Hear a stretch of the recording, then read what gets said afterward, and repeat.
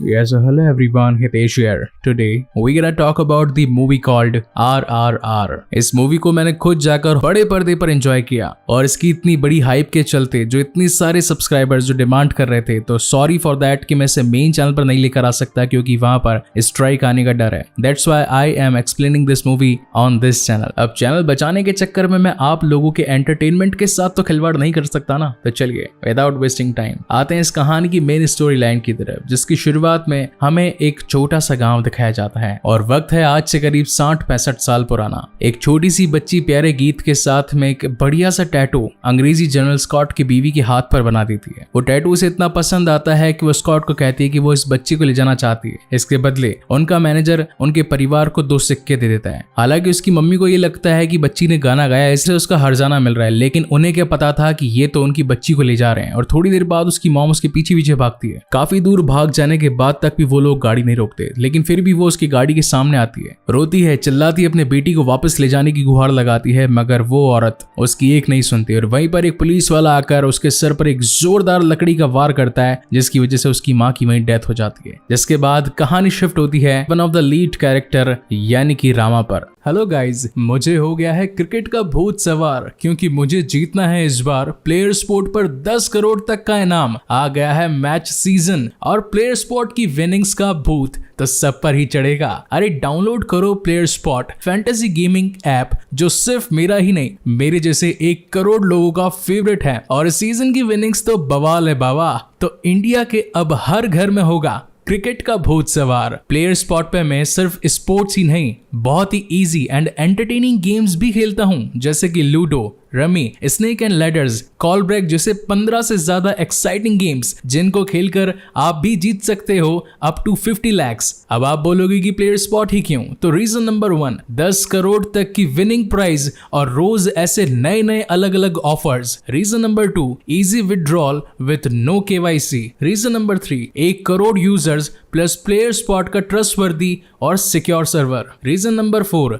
This app is available on iOS and Android. तो ये match season अपने friends को भी यहाँ बुलाओ और जीतो रेफर एंड अर्न का बोनस. अब लेट मत करो, नीचे लिंक से तुरंत क्लिक करके इंस्टॉल करो प्लेयर स्पॉट और भिड़ते हैं अपने फेवरेट क्रिकेट टीम या फेवरेट गेम के साथ. Link in the description. आज के दिन लाला लाजपत राय के पकड़े जाने पर देश के सभी लोग गुस्सा थे पुलिस पर. उनमें हिंदू, मुसलमान, सिख और ईसाई शामिल थे. पुलिस स्टेशन पर अंग्रेजों का राज था, इसीलिए बाहर हर कोई देसी इनकलाब जिंदाबाद और अंग्रेजों देश छोड़ो के आंदोलन पर लगे थे. तभी एक शख्स बड़ा सा पत्थर उठाकर पुलिस स्टेशन में खींचकर मारता है और अंग्रेजों के एक बड़े अफसर की तस्वीर पर जाकर वो लगता है और वो तस्वीर टूटकर नीचे गिर जाती है. तो जनरल कहता है कि कैच हिम ब्लडी बास्टर्ड. और इतनी देर जो शेर शांत था उसमें अब गुस्सा आ चुका था और हजारों की भीड़ में वो अकेला कूद पड़ा, सिर्फ अपने बॉस के दिए हुए टास्क को पूरा करने के लिए. सब लोगों को बहुत मारता है, बहुत पीटता है और उसी सरदार के पीछे जाने की कोशिश करता है जिसने वो पत्थर फेंका था, मगर सब लोग उसे आगे नहीं बढ़ने देते, उसे बहुत मारते हैं, बहुत पीटते हैं. एक मोमेंट तो ऐसा आता है कि वो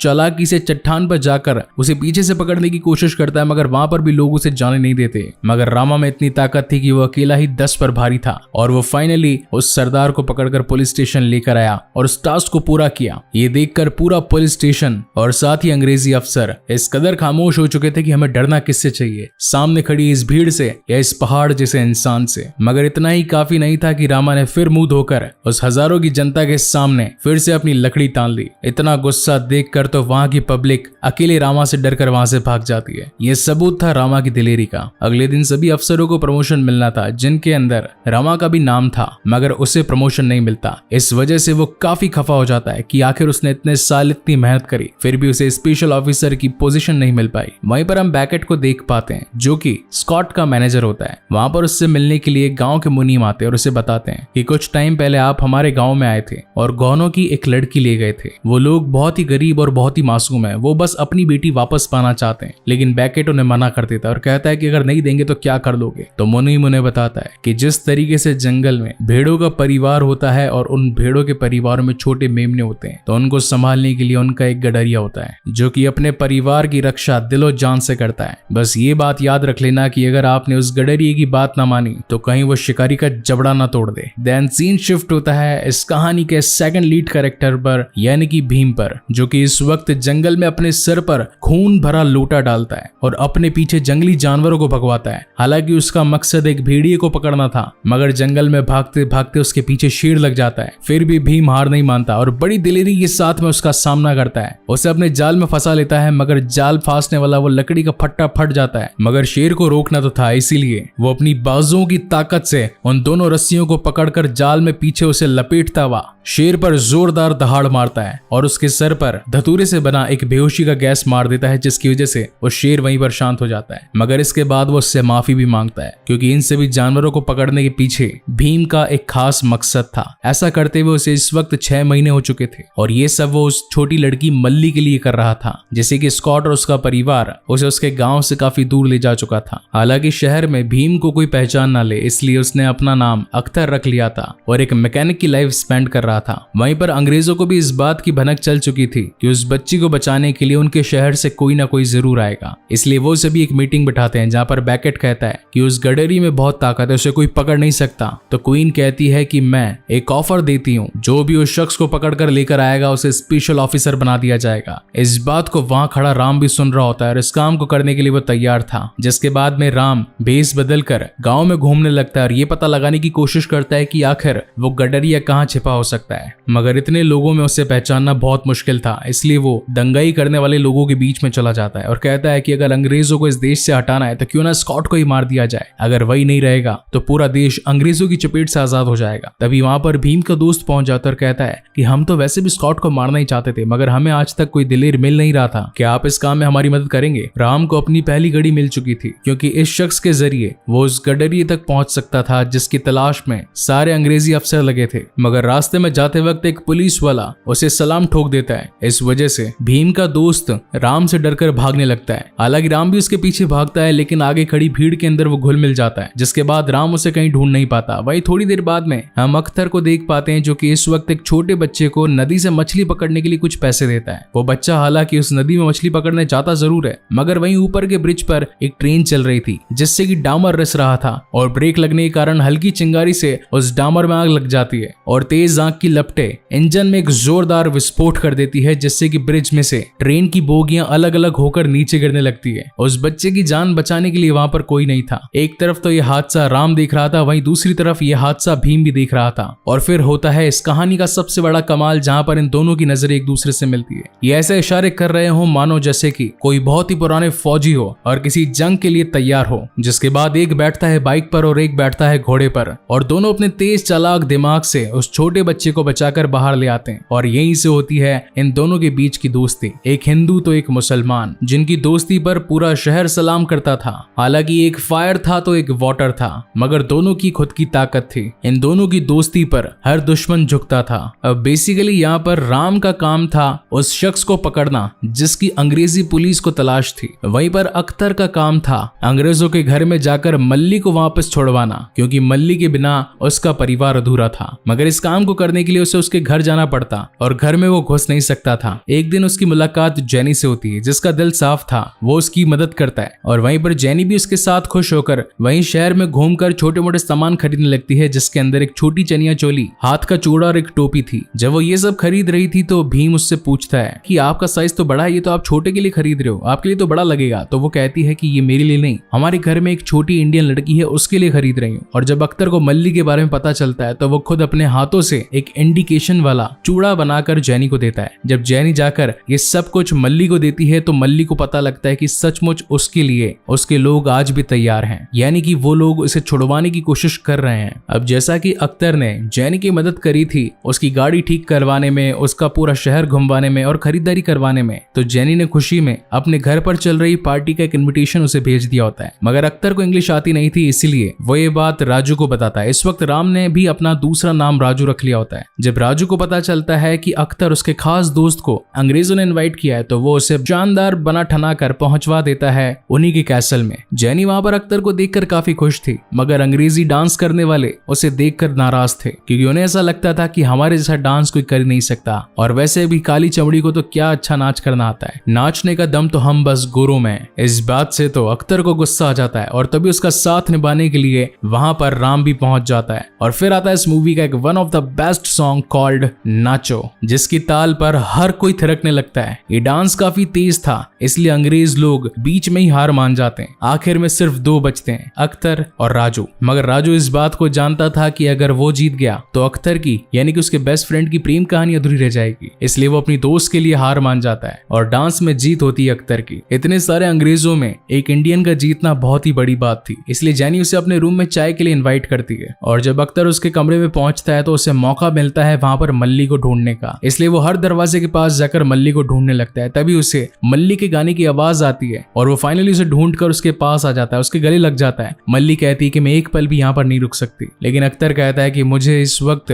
तुम्हें यहीं पर छोड़ना पड़ेगा। अगर पुलिस वालों ने देख लिया तो ना तुम्हारे लिए अच्छा होगा ना मेरे लिए, हमारी पूरी प्लानिंग खराब हो जाएगी। मुझे वक्त दो, मैं तुम्हारे पास जरूर आऊंगा। अब जहाँ एक और राम राजू बनकर उस गडरिये की तलाश में था, वहीं पर भीम अख्तर बनकर इतने टाइम से मल्ली को छुड़वाने की प्लानिंग में था। ये दोनों ही अपने अपने काम में एक एक कदम आगे बढ़ चुके थे। जहां राम ने भीम के साथी को पकड़कर उसके खिलाफ मारामारी करके सारी सच्चाई उगलवाने की कोशिश करी, वहीं दूसरी ओर भीम ने यह ठान लिया कि आज रात अंग्रेजों की पार्टी में वो अपने काम को अंजाम देंगे और मल्ली को वापस गांव लेकर आएंगे। इसी प्लानिंग एंड प्लॉटिंग के बीच में हम लोगों को एक छोटी सी लव स्टोरी के बारे में भी पता चलता है, जो कि थी राम और सीता की। गोदावरी नदी के किनारे एक छोटा सा गांव था जहां से राम आया था और उसने सीता को यह वादा किया था कि वो इस गांव के हर एक शख्स के हाथ में हथियार देगा, इसीलिए वो पुलिस में भर्ती होने के लिए जा रहा है। और राम के हाथ में यही मौका था कि जाकर उस गडरिये को अंग्रेजों के हाथों पकड़वा दे और स्पेशल ऑफिसर की जॉब पकड़ ले। मगर ऐसा होने से पहले वहां एक अनहोनी हो जाती है और भीम का दोस्त एक सांप फेंक कर उसके हाथ पर मार देता है, जो कि राम को काट लेता है। अब राम के पास सिर्फ 1 घंटा बचा था। राम सोचता है कि मैंने जिसको भी सारे वादे किए थे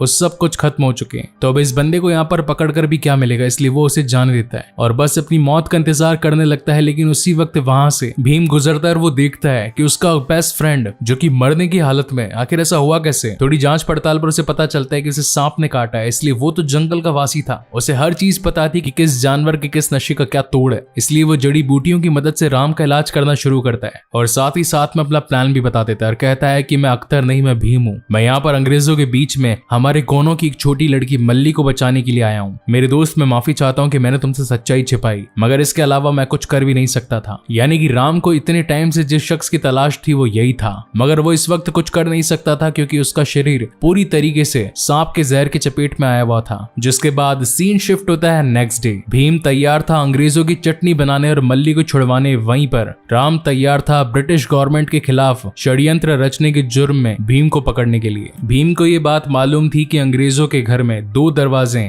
एक के बंद होने पर ही अगला खुलता है, इसलिए वो तब तक इंतजार करवाता है जब तक कि उनके दोनों दरवाजे सेम टाइम पर ओपन नहीं हो जाते। और जैसे उसे मौका मिलता है तो वो वही जानवरों से भरा ट्रक उनके पूरे महल में डाल देता है और हर एक जानवर को खुला छोड़ देता है, जिनके अंदर जंगली जानवर जैसे कि चीता, शेर, भेड़िए, कुत्ते और बड़े बड़े हिरन थे। वो इतने भूखे थे कि अपने सामने आने वाले हर शख्स को मौत के घाट उतार रहे थे। इसी बीच भीम मौका पाकर मल्ली को बचाने के लिए जाता है, लेकिन तब उसके सामने आ खड़ा होता है राम और कहता है कि मैं तुम्हें जाने नहीं दे सकता। पहले तो वैसे काफी समझाता है, उसे कहता है कि तुम मेरे दोस्त हो, आखिर तुम मेरे साथ ऐसा कैसे कर सकते हो। मगर राम के सर पर भी ड्यूटी का भूत सवार था। एक बहुत ही बड़ा रीजन था जो कि मैं आगे आपको इस स्टोरी में बताऊंगा। इन दोनों के बीच में पहले शांति से बात होती है, मगर जब शांति से बात नहीं बनती और जिस चाबी से उसका दरवाजा खुल सकता था वो चाबी जब भीम के हाथ से गिर जाती है तो उसके गुस्से का तो कोई आंकड़ा ही नहीं होता और वो आकर राम पर भारी पड़ने लगता है। इन दोनों के बीच में जबरदस्त फाइट होती है, एक आग था तो एक पानी। बट एट द एंड वहां पर स्कॉट पहुंच जाता है और मल्ली के सर पर गोली दागने वाला होता है। तब वहां पर राम भीम को कहता है कि अगर तुमने सरेंडर नहीं किया तो ये अंग्रेज मल्ली को जान से मार देंगे। और अब नहीं चाहते हुए भी भीम को वहां पर सरेंडर करना ही पड़ता है कि जो भी गडेरिये को पकड़ कर लेकर आएगा तो उसे इस काम के बदले स्पेशल ऑफिसर बना दिया जाएगा। और इसी के चलते राम को मिल जाती है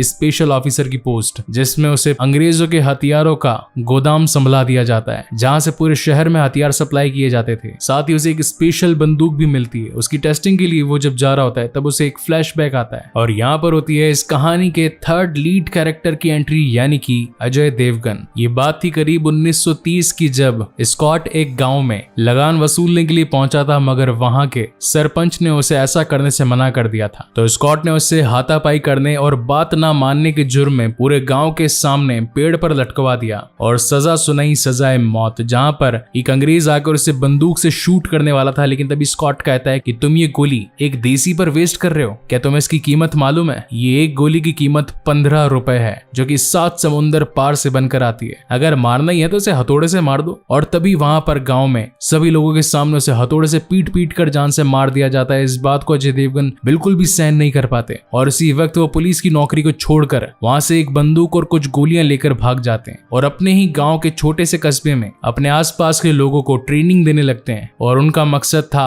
अंग्रेजों को देश से खदेड़ देने का। हालांकि इस वक्त वो सभी लोग लकड़ी की बनी बंदूकों से प्रैक्टिस कर रहे थे और असली बंदूक सिर्फ अजय देवगन के पास थी और उनका यह मानना था कि अगर जंग लड़नी है तो जंग के हथियार भी होने चाहिए, मगर उससे पहले उन हथियारों को चलाने की प्रैक्टिस भी होनी चाहिए। इसी बीच हम छोटे राम और छोटी सीता को देख पाते हैं जिनमें बचपन में काफी ज्यादा प्यार था, मगर एक दिन प्रैक्टिस के दौरान वहां पर असली अंग्रेज पहुंच जाते हैं और बंदूकों से उनके ऊपर फायर करना स्टार्ट कर देते हैं क्योंकि उन्हें यह पता चलता है कि एक छोटी टुकड़ी उनके खिलाफ बंदूकों से हमला करने वाली है। वहां पर सिर्फ अजय देवगन था जिसके पास में असली बंदूक थी और वो अपनी एक ही बंदूक से काफी सारे लोगों को ढेर कर देता है। लेकिन एक वक्त ऐसा आता है जब एक पुलिस ऑफिसर उसकी उंगली पर गोली चला देता है और वहीं पर उसकी उंगली फट जाती है, मगर तभी वहां पर साथ निभाने के लिए राम पहुंच जाता है। तब वो अपने बेटे को इंस्ट्रक्शन देता है, लोड, एम एंड शूट। ऐसा करते करते उन्होंने 40 से 50 पुलिस ऑफिसर्स को ढेर कर दिया था, मगर वो भी किसी से कम नहीं थे और वो धीरे धीरे करके उनकी ओर आगे बढ़ रहे थे। और अब जब बारी थी रिलोड की तब राम को पता चलता है कि उनके पास तो सिर्फ एक गोली है और आगे आने वाले दुश्मन सैकड़ों। तब अजय देवगन कहता है कि बेटा इस एक गोली की कीमत बहुत ज्यादा है, जब मैं शूट बोलूं तो शूट करना। जिसके बाद अजय देवगन एक चोगा पहनकर सभी पुलिस वालों के सामने सरेंडर करता है और कहता है कि आप सभी मुझे पकड़ सकते हैं, आ जाइए। और जब सारे अंग्रेज उसके पास पहुंचते हैं तो वो कहता है लोड,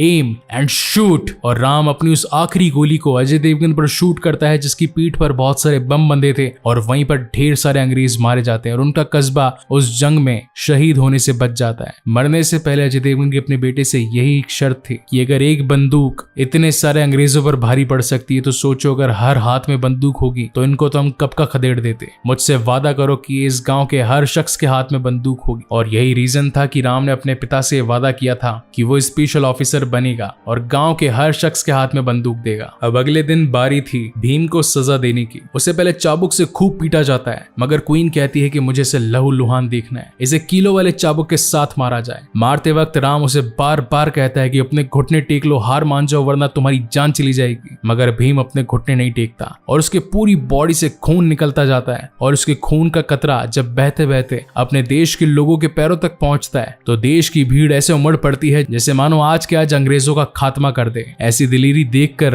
राम अपने साथी को कहता है कि मैं इतने टाइम तक ये नहीं समझ पाया कि हर हाथ में बंदूक देनी चाहिए। जो काम हजारों बंदूकें कर सकती थी वो सिर्फ आज भीम की एक आवाज ने कर दिया। मुझे उसे बचाना ही होगा, उसके लिए मुझे एक प्लानिंग सेट करनी होगी। इसलिए राम अगले दिन जाता है स्कॉट के पास में और उसे कहता है कि अगर ये भीम नॉर्मल चाबुक से घुटने नहीं टेका, कील के चाबुक से घुटने नहीं टेका, इसका मतलब यह है कि ये खुददार है, हमें इसकी हिम्मत तोड़नी पड़ेगी, क्यों ना मल्ली की आंखों के सामने इसकी जान ले ली जाए। तो स्कॉट कहता है कि हाँ ये आइडिया सही रहेगा। राम गो अहेड, जाओ अपने सैनिकों को तैयार करो और उन्हें बंदूकें दो। राम को इसी दिन का तो तलाश था और वो बंदूक गृह में जाकर सभी बंदूक की नलियां तोड़ देता है ताकि कोई भी शूट ना कर पाए। और अगले दिन जब भीम की फांसी की बारी थी तो वो रास्ते पर एक पेड़ गिरवाकर स्कॉट को मरवाना चाहता था, मगर स्कॉट को इस बात का पता चल चुका था क्योंकि जब उसने उसे हाथ में लाया था तो उसके हाथ में बारूद लग चुका था। इसी वजह से वहां पर सारे पुलिस वाले भी चौकन्ने हो जाते हैं और इन दोनों के ऊपर ही फायरिंग करना स्टार्ट करते हैं। एक तरफ तो भीम अंग्रेजों को मार रहा था, वहीं दूसरी तरफ राम भी पीछे नहीं हट रहा था और काफी मार कुटाई के बाद में भीम वहां से मल्ली को लेकर भाग जाता है, मगर पीछे बच जाता है राम, जिसे कि पुलिस वाले पकड़कर बंदी बना लेते हैं। यहाँ से कहानी 3 महीने आगे बढ़ती है जहाँ पर सभी पुलिस वाले भीम, मल्ली और साथ ही उसके साथियों को पकड़ने के लिए तैयार थी। इसलिए वो हर शहर, हर चप्पे चप्पे पर पुलिस वालों को भिजवाकर ये पता लगवाना चाहते थे कि आखिर ये लोग छिपे कहाँ हैं। ये सभी दिल्ली से काफी दूर आ चुके थे और छुपने की जगह ढूंढ रहे थे जहाँ पर इनकी मुलाकात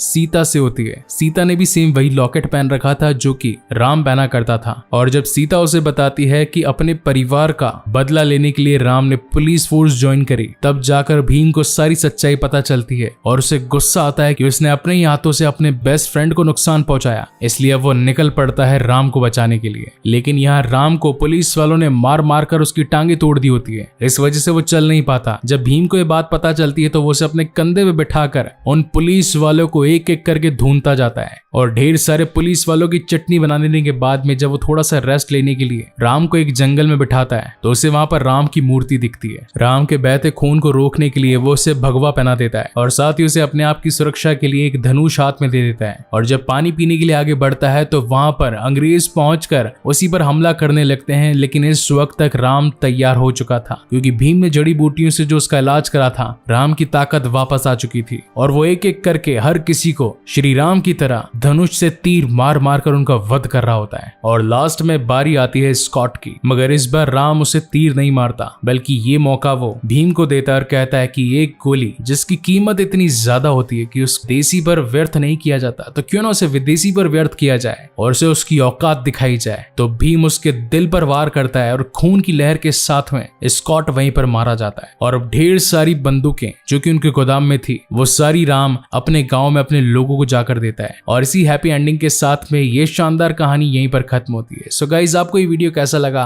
प्लीज मुझे लाइक और कमेंट करके जरूर बताइएगा। और अगर पहली बार इस चैनल पर आए हैं तो इसे सब्सक्राइब जरूर कीजिएगा क्योंकि इसी तरीके की बेहतरीन मूवीज मैं आप लोगों के लिए लाता रहता हूँ। सो तब तक के लिए कीप वॉचिंग, स्टे सेफ, मिलते हैं अगले वीडियो में।